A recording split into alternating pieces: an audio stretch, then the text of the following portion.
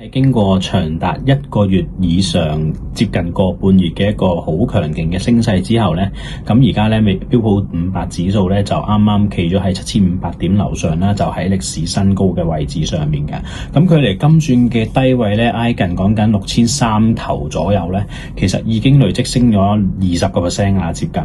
咁喺咁短時間升咗20%咧，其實咧累積嗰個升幅係相當驚人嘅，亦都係算係近年比較罕見嘅一個比較短時間大嘅升幅，咁所以其實咧累積嘅一個獲利盤嘅壓力咧係一啲都唔細嘅。咁啱啱今日盤前咧見到咧就幾大期指咧，雖然就中美有一啲嘅會議舉行啦，咁但係因為見到通脹嘅壓力啦，係最近公布嘅數據，無論係 PPI 嘅數據啊、就業數據啊等等咧，其實都係偏強嘅，即係成個嗰個物價嘅壓力係高嘅。咁而暫時伊朗嘅一個叫做霍爾木海峽嗰邊嘅石油嘅困境，暫時未完全係短期內可以得到舒緩啦。咁再加上就係其實個經濟嘅勢頭，好多企業公布嘅業績都係好啦，經濟嘅動力仍然都係 AI 帶動啦，所以反而咁樣咧就形成咗一個情況，就係咧通脹咧嗰個壓力其實都幾大嘅。咁變咗最近其實見到債市咧都再次出現一個下跌嘅波浪啦。咁就長年期嘅一啲嘅收益率咧都係向上升緊嘅。咁喺呢個情況之下咧，股市同時間去到一個咁高嘅位置咧，咁亦都係有機會咧，市場咧係會藉住呢個情況咧，會有啲短線嘅回調嘅。咁至於短線嘅回調會唔會出現咧？我覺得機會係大嘅，有機會可能要下試翻咧。大市嚟講咧，10天線、20天線嗰啲位啦。咁如果10天線咧，而家講緊大概7350點附近啦。咁最近嘅一個防守位都係講緊以大市指數計都係 around 2% 左右嘅空檔咯。咁再落低啲就20天線就7250點附近啦。咁就變咗3.幾%咧。咁呢啲位置其實如果有一啲調整咧，都唔係一個好大嘅問題嚟嘅。咁始終我自己認為喺 AI 嘅帶領之下咧，嗰個經濟增長或者企業嘅嗰個憧憬嗰個潛力或者個動力咧，係喺中線至長線咧，應該會係凌駕於對債市方面嘅擔憂嘅。咁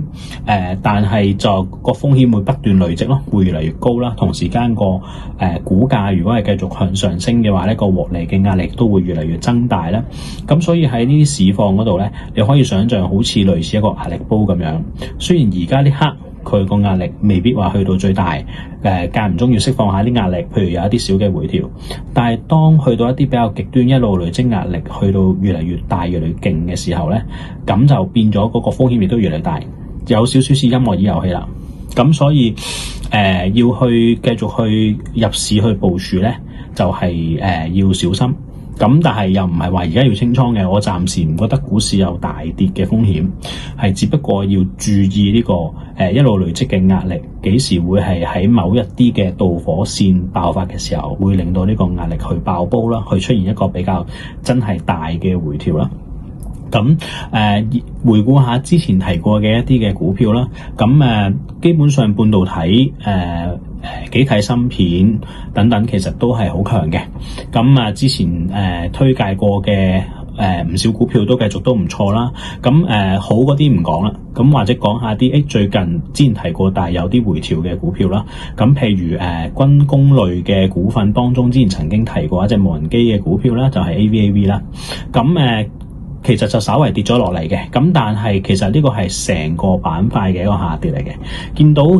自從呢個美伊戰爭同埋俄烏戰爭即係開始都有一啲信號釋放出嚟，有機會就係即係減弱啊，或者唔會再重新去擴大個戰火啦，個機會比較細嘅時候咧，咁其實環球咧好多嘅軍工股咧都見到有個幾大嘅 sell off 嘅。咁相對地，如果以同一個 time frame 嚟計咧，短期嚟講咧，其實之前提過嘅 AVAV 咧已經相對地咧個跌幅係細啲嘅，坦白講。咁你哋譬如可以參照翻其他嘅大型股票，無論係一啲美國嘅大型嘅戰機啊、軍工股啊，或者係歐洲嘅大型軍工股啊、Rheinmetall 啊呢啲，其實都係跌咗唔少嘅，比最近嘅高位可能跌咗2成。咁即係以一兩個月嘅 time frame 嚟計，可能跌咗2成。咁但係 AVAB 以1、2個月嘅 time frame 嚟計咧，就冇跌咁多嘅。咁反而係低位開始見到有少少承接，有彈下，再跌過，彈下再跌過咁樣嘅一個類似咁樣嘅情況咯。咁喺呢一個前提之下咧，我點樣睇呢個股票咧？其實好似之前上一次有提過下嘅，應該2個星期前有提過嘅。咁就係其實有少少似咧，佢係可能當年嘅 Intel 咁樣，即係個估值去到比較高嘅位置，然後遇到啲不利嘅消息嚇，包括喺訂單上面可能有啲隱憂啊等等啦。咁又或者係即係戰火嘅可能會緩息落嚟啦。咁take profit 走人啦。咁由高位跌咗好多落嚟嘅。咁高位講緊400接近420蚊嘅呢隻股票，但係而家係165蚊附近啦收市嚇。咁但係佢嘅幾大嘅業務板塊啦，無論係無人機啦、laser 嘅板塊啦、防禦系統嘅板塊啦，或者一啲具有追蹤性質嘅一啲嘅小型導彈啦等等啦，咁其實都我自己會相對稱落去係比起一啲傳統嘅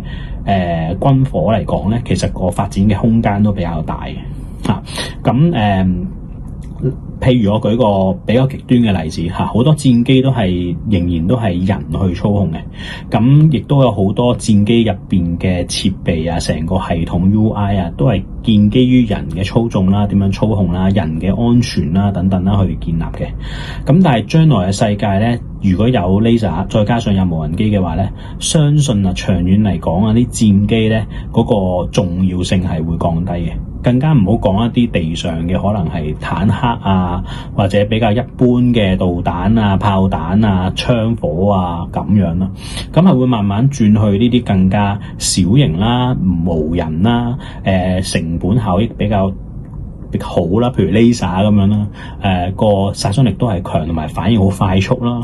等等嘅呢類產品。所以其實我自己覺得個潛力係大嘅。咁當然我唔知道呢間公司係咪可以將咁多嘅潛力去實現，但係佢就集咗幾個呢一類嘅業務於一身。咁呢個係第一個位，第二個位就係其實佢嘅市值仍然都係